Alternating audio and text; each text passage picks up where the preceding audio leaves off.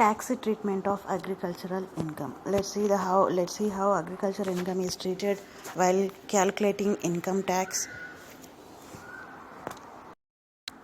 Here are the steps to calculate the tax on agricultural income.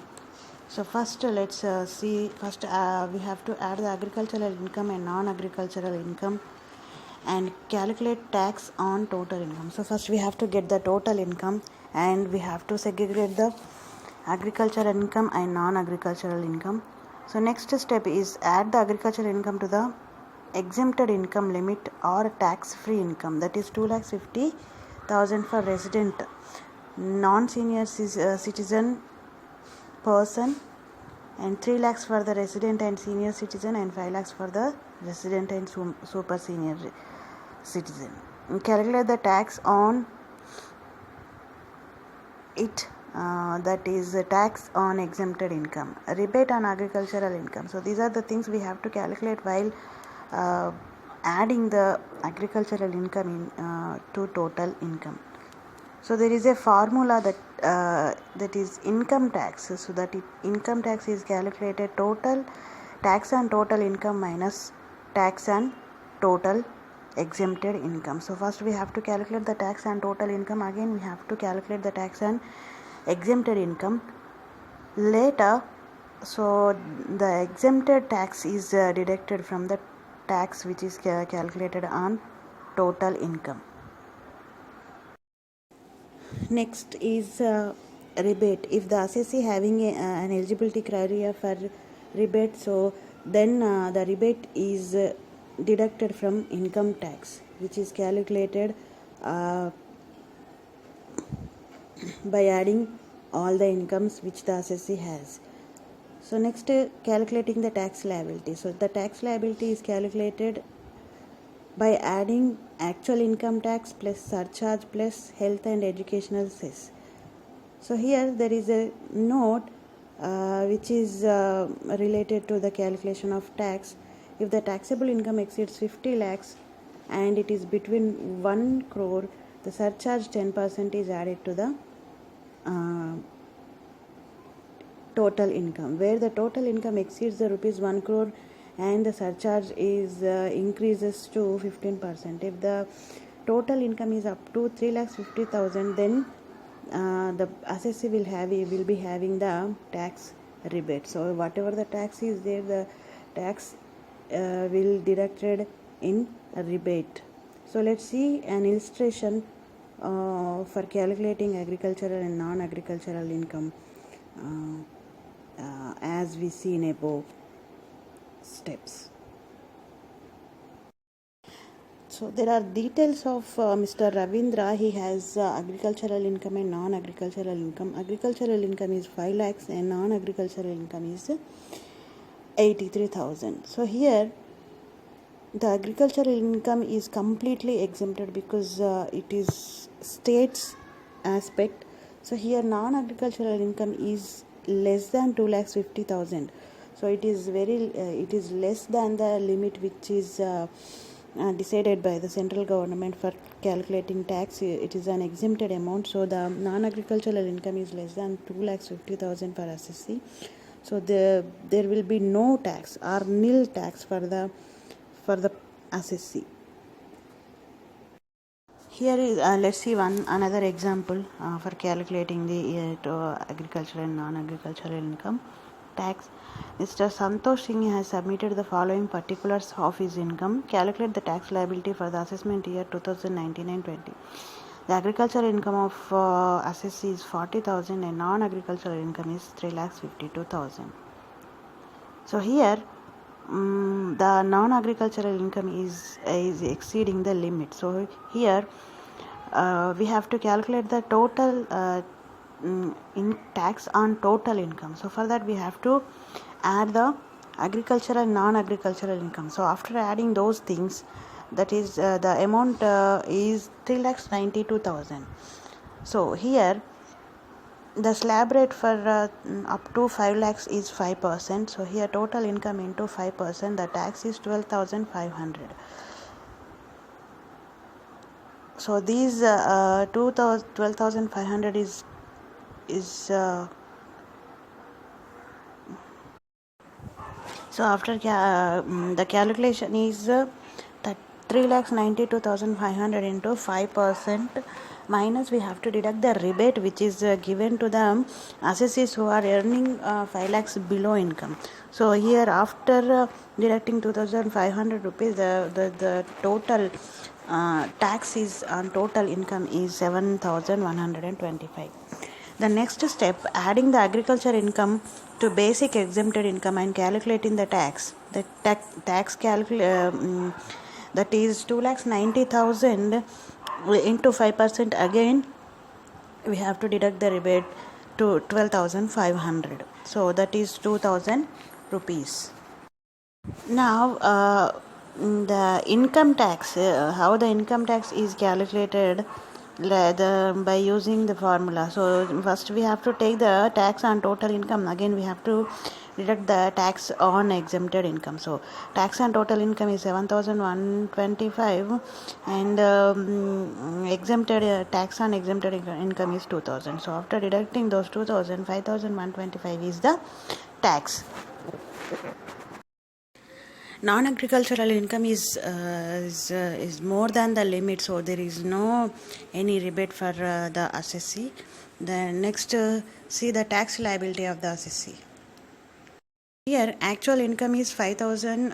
Income tax is 5,125, and we have to add the health and educational says 4%. So that 4% is on 5,125, that is 205 rupees. The total tax liability of the assessee is 5,330 rupees.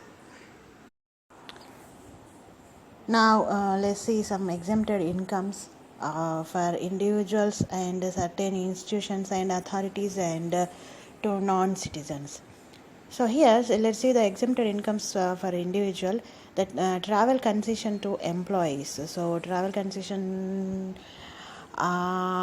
is exempted from income tax, and allowances given and perquisites provided to the government employees are fully exempted, and payment from recognized provident fund is also exempted from income tax. For scholarship received by the students is also exempted, and agricultural income is completely exempted, and gratuity received by a government employee is fully exempted, and LIC policy amount received is also exempted from income tax. And next, to certain institutions and authorities, income received by local authorities, example municipalities, is fully exempted, and income of scientific research associations are also, whatever the income they earn, it is also exempted from income tax, because the research purpose definitely will be for the betterment of society and for the betterment of the country. So it is useful. I mean, if the tax is exempted, more research process can be done by the research institution. For that, the government is giving exemption for scientific research associations, and income of public or religious or charitable trusts, because these are all non-profitable organization. If still they are earning any income that exceeds the limit of the of which is decided by the government, but the religious charitable trusts are will work for society betterment. So they definitely deserve the tax to be exempted to do more charitable work for betterment of society. And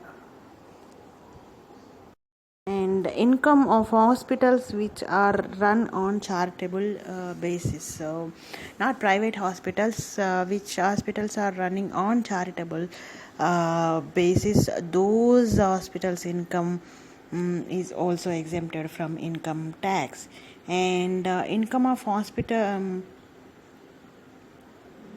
And to non-citizens means salary of staff of the foreign enterprises not engaged in any business employed in India other than as staff members or in the mission. So if they are not related to India, but if still they are working in the Indian territories, those persons, and where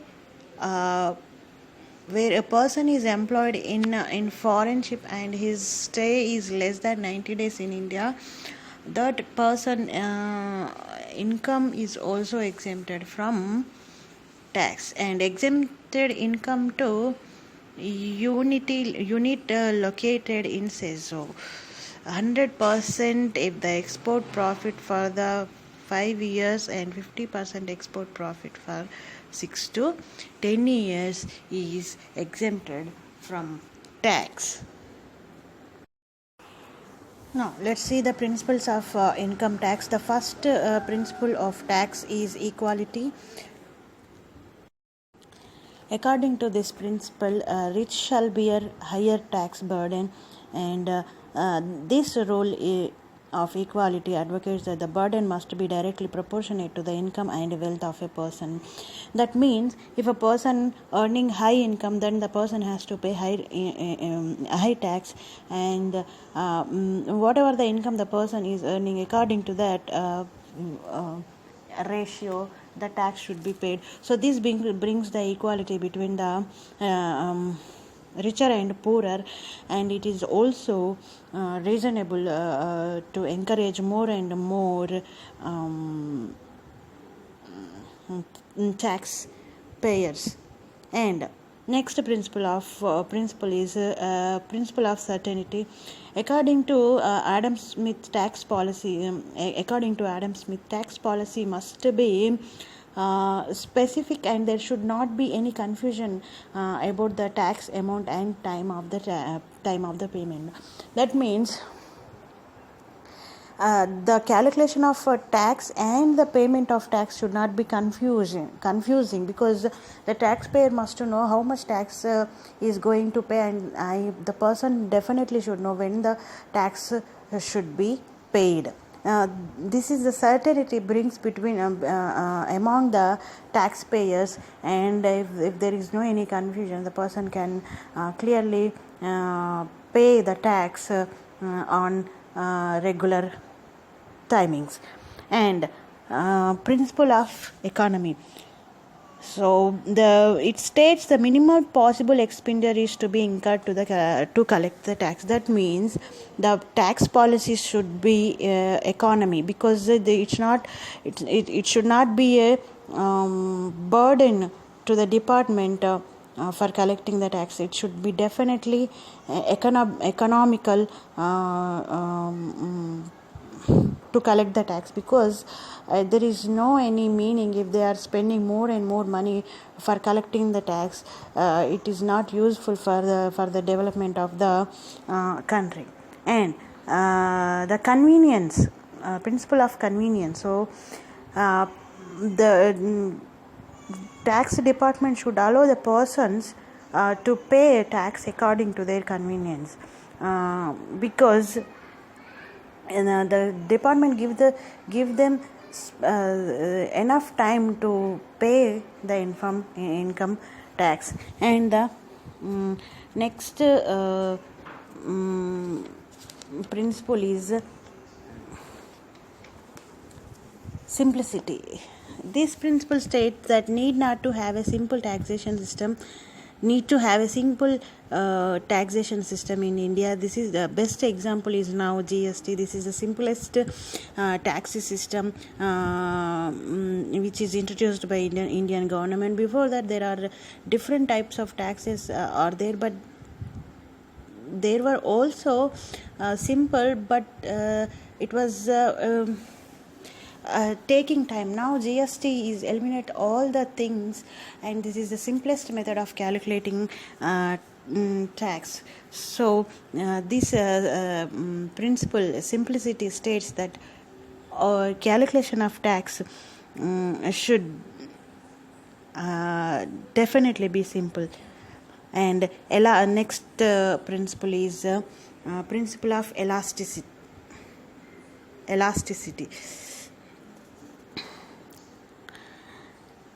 The tax policies of the government should contain flexibility. It should be capable of increasing the revenue in time of emergency situations like war and floods. So the tax systems or tax rules should be flexible because there could be uncertain situations. In that situations, people cannot pay the tax, so there should be the rules should be flexible when uncertain situations happens like war and flood. So with war and floods, the people can lose lot of assets and lot of money, lot of courage, lot of like lot of mental disturbance. So in that situations, the person is not able to pay the tax. So the tax laws should be flexible in those elastic or flexible in those situations.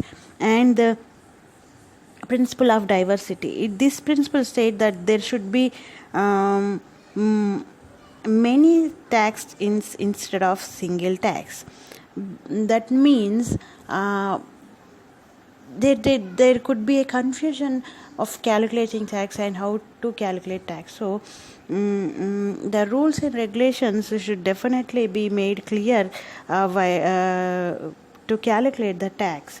And next is principle of coordination.